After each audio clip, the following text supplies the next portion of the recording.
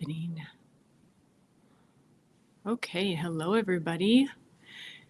Tara Bachland here with the Wifey Wake Up podcast. I'm broadcasting to a few new channels, old channels actually, my new podcast. So if this is new to you, hello everybody. This is the Wifey School podcast. And what is Wifey School? So John and I have been happily married for over 20 years. And of course, when I say happily, it's not like this, right? There are ups and downs like anything in life, but to be married almost 25 years now and to still have an amazing time together, still love each other, and not only like the original way, like we just love each other, but to have grown together is quite an accomplishment. And you know, the stats today are terrible, are just seem to be getting worse and worse on marriage and the success of marriage, where divorce is at over 50%, and then second marriages is even worse than that, and third is practically doomed from the beginning, right? And so rather than just saying, why get married at all, I say, why give up on the beautiful I guess it's a tradition, but it's more than a tradition. And I think it's something that so many of us innately yearn for. So how about how to make it work, right?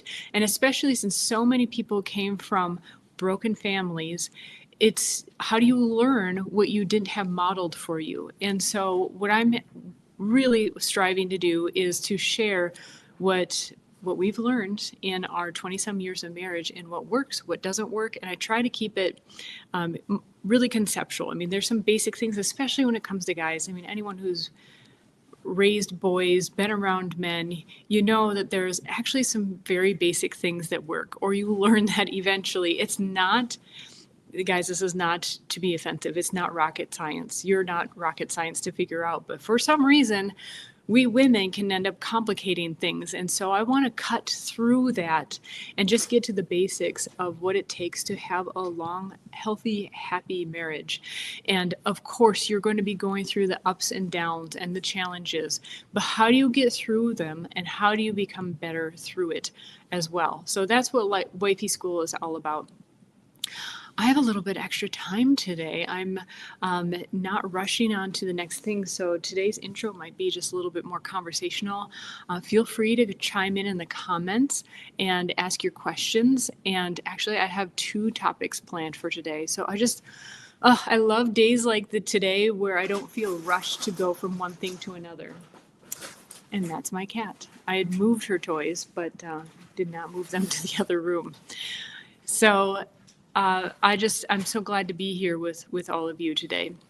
So one of the questions that we get often is whether we're out and about or for our podcast, because John and I also have a podcast called John and Tara Podcast, is how do you keep the marriage alive for so many years? Like, how do you keep interest in each other?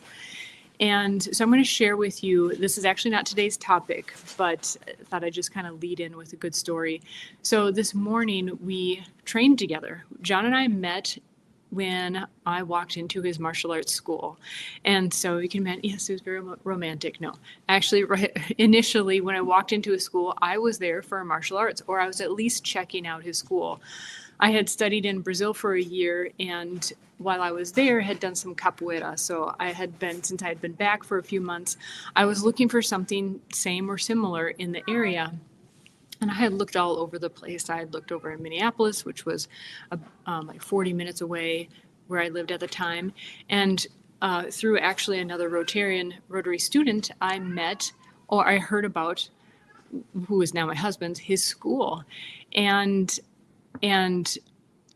it was like, oh my gosh, he's in my backyard. It was literally the next town over. So I went there and checked it out, and John will tell you otherwise, but I honestly did not go there checking out, was not looking for a date. I was honestly looking to train. And while I was there for the first few months, he had tried to actually set me up with a few of the other men there, and I just wasn't interested. I always had a very short dating career, I'll call it, but always had a good sense of like what was a good match for me, or what I was looking for and what not looking for. Not in like an overly critical kind of way that I think women really get a bad rap for these days, because like the list is this long, right? But just like an inner sense and an inner knowing. And it's not even that I was really trying to get him, so to speak, but over time, we got to know each other.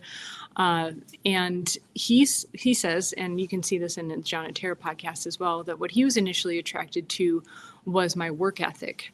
Now, doesn't sound very romantic, does it? Like, oh, the thing that really appealed to me about you when we first met was your work ethic. But hearing about how dating goes, and those who've been in the dating pool a long time, hopefully, wisely, you'll come to learning what are your true values. And I think that's apparently what stood out to him.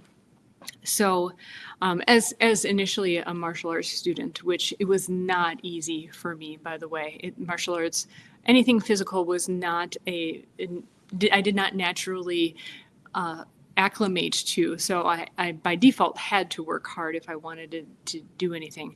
Anyways, long story short, we did end up getting married, and it's been over 25 years now since we've been together.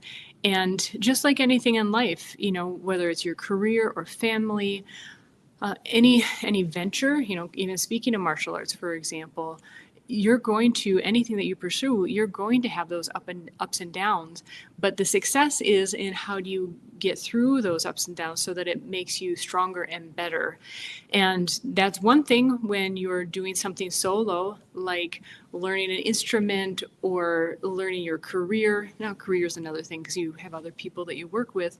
But certainly a relationship is that much more difficult because you rely on the other person to participate with you to make it better.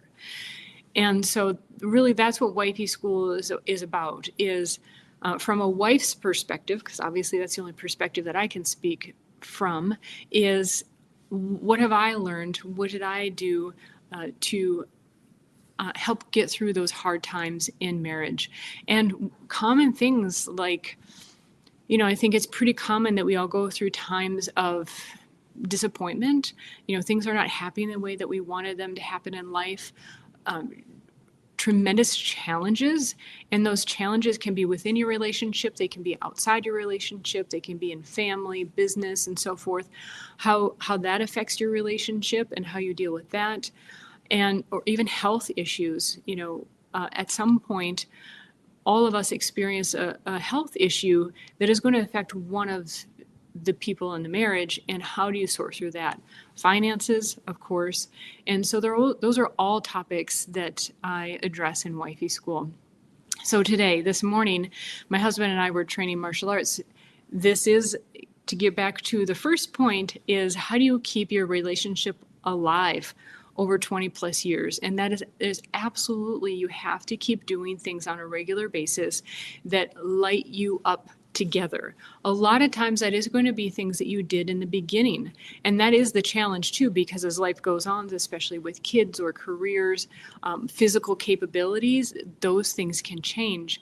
But the more you can try to keep some semblance of that going on, the better. So for example, for my husband and I, that's largely been being physically active.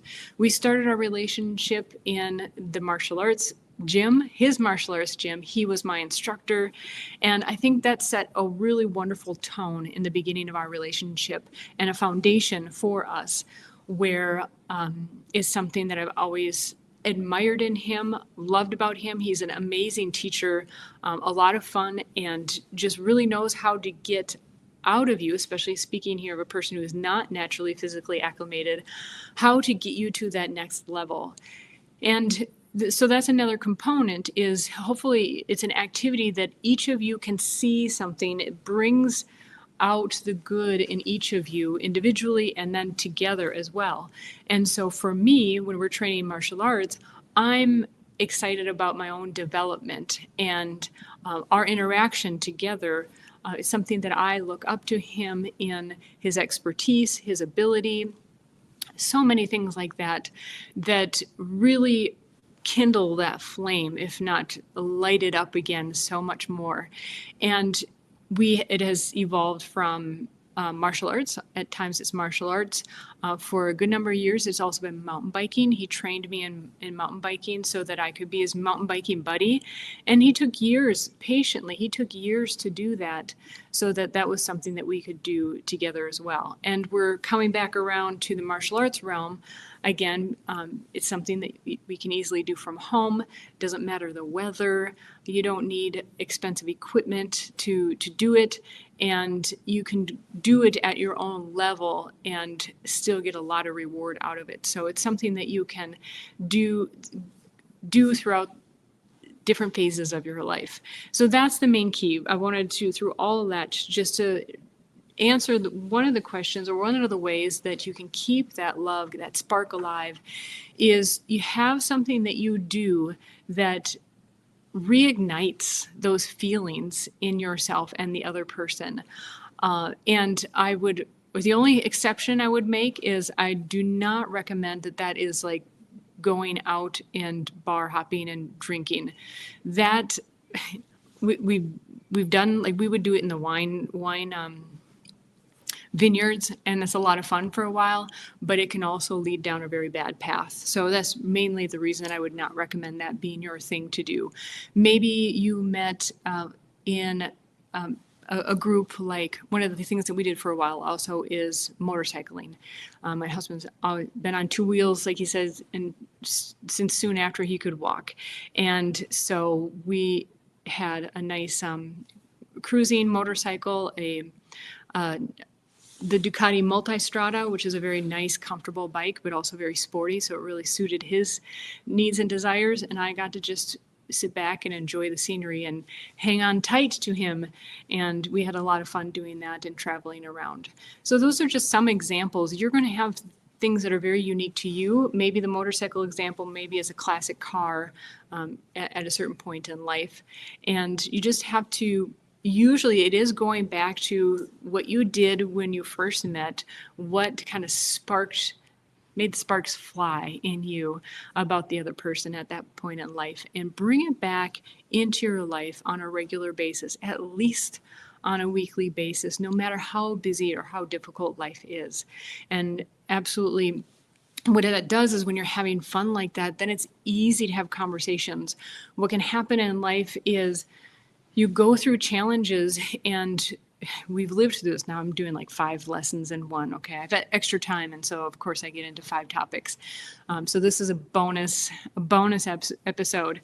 But when you go through difficult times in life, the tendency is that you shut down communication because there's friction, right? And usually sometimes one out of the couple either doesn't want that confrontation, or they find that it doesn't go anywhere, or maybe you're both very confrontative in the relationship and it ends up in constant fights. Either way, you find that through the challenges in life, instead of getting better and improving through it, you actually tear each other down, or just start separating bit by bit and aren't talking.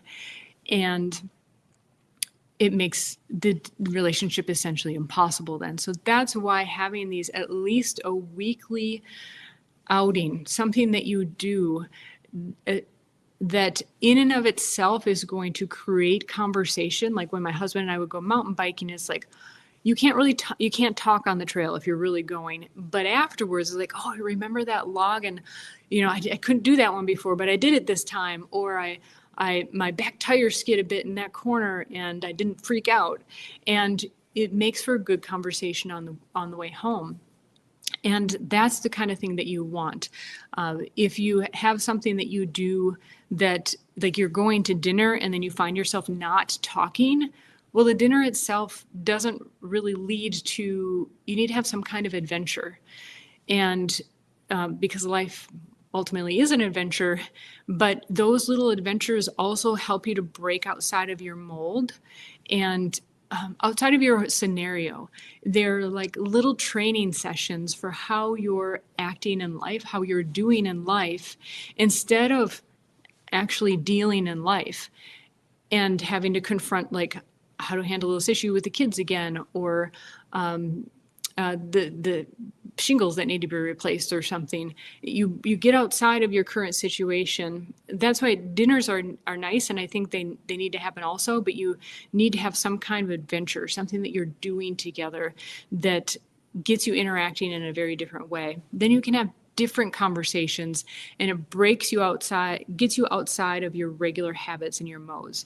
So that is one big secret, the main one, I would say, as far as how to keep your relationship alive for 20 plus years. Now I have to sneeze. Whew, good timing. All right. So that's a huge one. And at the same time, I told you that's what we did this morning, and we had a blast. So I wanted to give you some time to also tune in. And today, if you have any comments or questions, to also chime in there. I'm not able to see Instagram very well. I got to do a better setup here. So especially Facebook, YouTube, all those, I should be able to see all your comments real easily. Feel free to chime in and especially ask your questions. So today's topic is marriage isn't a mold. What do I mean by that? Well, today it's very popular to, especially young wives, to, you may have heard of the terms Tradwife, boss babe. There's so many more. Homesteader, the I think queen bee, queen health something or other, and what is that? Wellness queen. And it's kind of like a fad to be an ideal. And I find it very interesting. And what I want to reassure you, especially if you're newly married or going to be married and you're thinking about your ideal life, because face it, women, that's what we do, right? We envision the life that how we want it to be different once we get married. News break, men envision it staying the same. They want to have all the excitement, your loves and kisses and time snuggling on the couch, if that's your thing. They want it to remain the same. We envision it being different.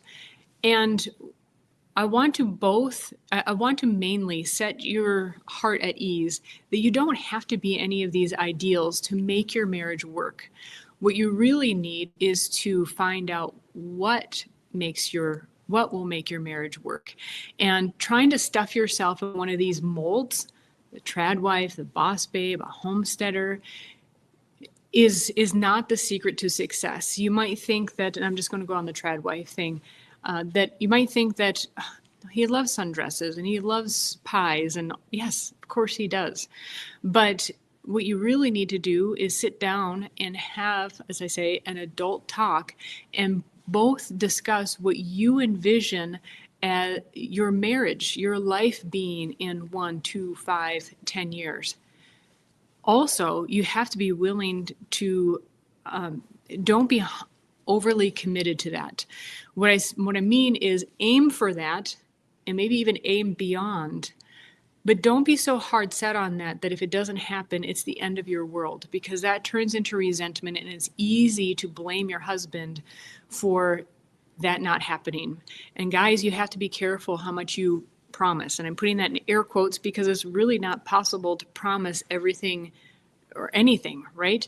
Anyone who's been in life long enough knows that you can't make everything happen to make everything happen. You have to go along with life. So these may be goals, but you also have to be willing to flex with them. And when you're setting yourself up to be a Tradwife or a boss babe or a homesteader, know that there's something in there that appeals to you, right? The reason that you're identifying with that and are attracted to that is because there's something in there that appeals to you, and there's an underlying value. So that's something that I would encourage you to look at if you haven't already. Obviously, you found the person you're going to marry or are married to because your values match enough. So thinking that you're going to be the Tradwife or whatever is like, well, yeah, that lines up. We both have these similar values in these areas.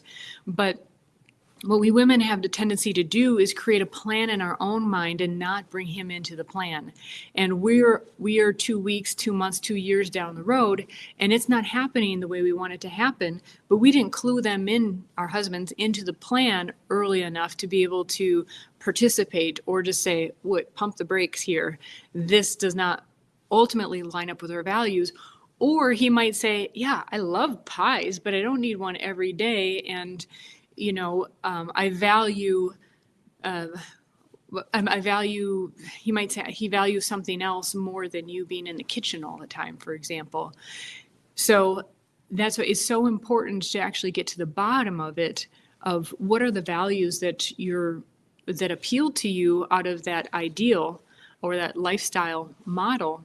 And rather than trying to aim to be that, because realistically, if you're modeling your life after being a tradwife, a boss babe, a homesteader, all these molds, right?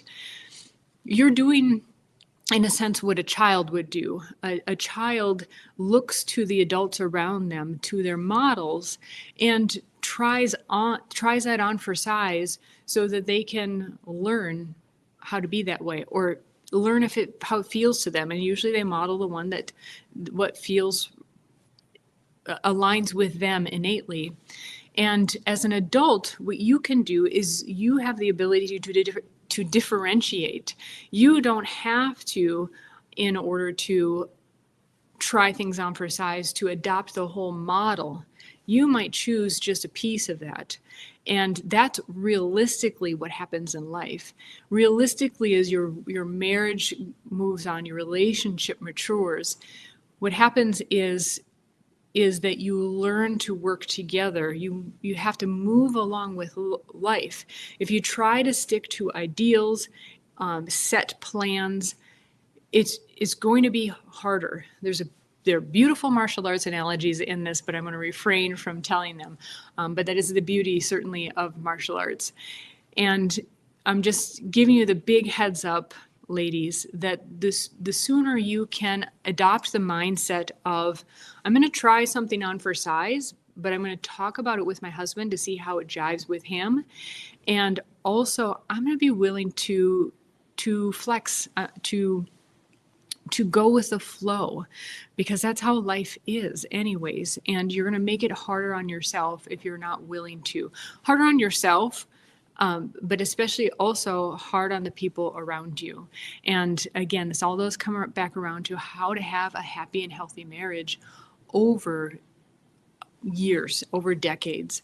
And absolutely being flexible is one of those. So I want to get you out of the mindset of role playing, okay?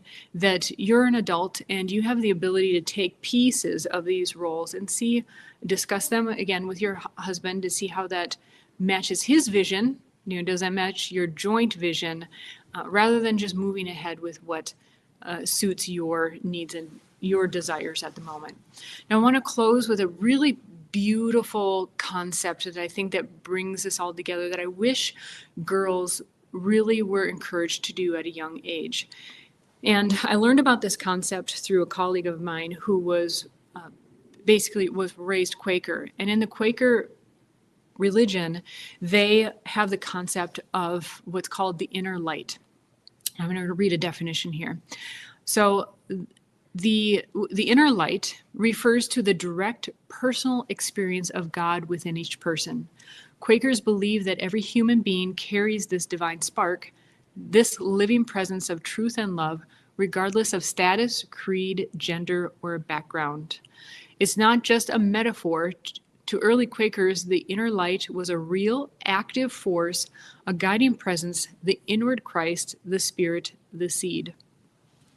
Now, I would equate this, it sounds very similar to the Holy Spirit for me. It sounds like the exception is that Quakers believed that you could experience the inner light no matter your creed, right? So you didn't necessarily have to be a Christian in order to experience, for example, or baptized Christian to experience the Holy Spirit, for example. But what I found really interesting, this conversation came up with a colleague when I learned about this concept, is when I was asking him about how he came to his vocation. Now, I mean vocation more in the the worldly sense. And he said he was just encouraged by his parents to follow that inner light, and that to trust that that would lead the way. And I thought that was so interesting because it really contrasted how I was brought up. And now I'm not speaking disparagingly of my parents, because I really appreciate the person I've become. And, absolutely their bringing me up was a huge part of that. But I think could be really helpful, that from a very young age, if we were to teach our children to listen to that inner light, but in a very grounded sense. I don't mean this in like an airy-fairy way. I mean it I think it still needs to be very grounded. And I'm relating it back to the Tradwife and fitting the molds. Is I think I'll speak from my own experience, I was taught to go in certain directions. So I loved music, language, stuff like that in school. And I followed that, and my parents were supportive of that. But I was also pushed, that was the early movement where girls were really pushed into STEM, and I was pushed in directions as well. And I think there's benefit to that too. You need to spread your wings, right? You need to learn some things. But when it came to choosing my vocation, so to speak, I felt really lost, because at that point in my life, really felt divided, because I really felt drawn in a certain direction. Let's just say I got married 10 days before my 19th birthday, and that my inner light absolutely was speaking that. That's really what I wanted. And at the same time, I felt very pressured to go to school and get a degree and get a job. But I would do the calculations in my mind, and I'm like, I can't afford this. By the time I get out, they say I would make a good teacher or a nurse or something like that. It's going to take me 10 years to pay off my college loans. And so I felt really conflicted. And that's why in the graphic of today's episode, I put, the quintessential Tradwife or boss babe. That's been the division for me for years. Because the reality is that in life, we're going to play multiple roles, and you're going to need to kind of pick and choose from different categories, most likely. There are a few people who are just like 100% they're a homesteader, or the Tradwife, and I'm obviously using labels here. There's many other variations, or the boss babe. But usually, especially as women, we're going to be playing multiple roles. And if you try to play all of them 100%, you're going to burn yourself out. And what I'm encouraging you to do is maybe try on for size. Here's a good example. You don't have to become Quaker to try on for size, testing out the inner light. Okay, just take this one concept and tune into what is your inner light saying about life. So maybe you're being called, for example, I was definitely being called to be a wife. When I met my husband to be, was perfect timing. In hindsight, was young by most standards of the day, but I knew in my heart that I couldn't say, just hold on for about 4 years until I get my degree. Then I was putting him on the back burner. I knew, I could sense in my inner self, the inner light was telling me that I had to move on this now. And I want to encourage you as young women, especially, and women of any age. I think so many of us struggle with this. I saw a great podcast. I shared this on my YouTube channel. It's a great episode by Teal Swan about the lose-lose situation that so many women are in these days. And it's very much tied to this, in that we are we're taught, we have this inner, not all of us, but most of us have this desire to be a wife, a mom, to have a home life, but also we were taught and programmed to be the career woman, to be out there in the world and make a name for yourself, or otherwise you're not making anything of yourself. And so it becomes a real tug of war, an internal tug of war. And that's why in the graphic for today's episode is the Boss Babe Tradwife, because they are basically polar opposites. And the reality is, in our day and age, women are most likely going to have to play a few roles, right? And for example, I love being a wife, a homemaker, but I also run a business, not just doing this podcast, but I run an online herbal education business, which involves 3 full-time contractors other than me, 20 some part-time contractors and teachers, and it's a full-time gig. And so I'm one of those women that has to try to balance it. Now we'll get into that some other day and what that all entails. But in hindsight, what I want to encourage you women to do, especially if you're feeling really pulled in either direction, is it's rare that you'll be able to actually go 100% in, for example, Tradwife, homesteader, Boss Babe, okay? I'm using labels because they're easy for us to refer to. You're most likely going to have to innately, because of how society is these days, you're probably going to have to combine those.